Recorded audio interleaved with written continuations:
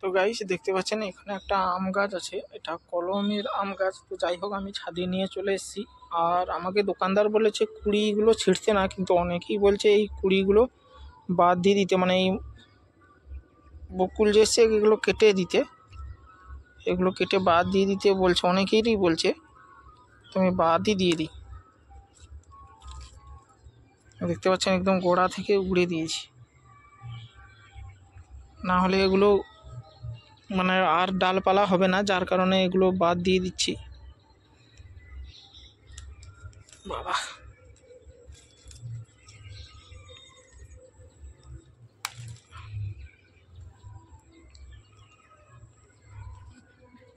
এগুলো যা আছে থাক।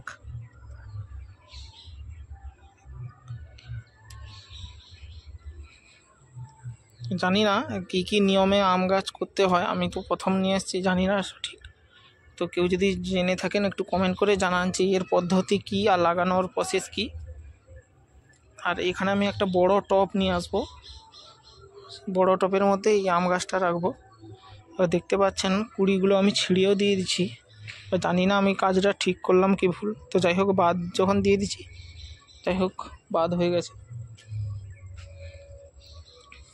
কিন্তু এই যে কুড়ি ভেঙে দিলাম, এবার গাছ আদৌ হবে কি না সেটাও ডাউট আছে। যাই হোক কীরকমে কী লাগাতে হয় সবাই কমেন্ট করে। কোনো গাছই কোনো দিন লাগাইনি আমরা, আর এই প্রথম আমি একটা কলমের আম গাছ নিয়ে এসেছি। আর এটা একটা অনেক বড় টব যে হয়, অনেক বড় টব যেগুলো, সেগুলো নিয়ে আসবো। কিন্তু লাগানোর পদ্ধতি কি সেটা জানি না।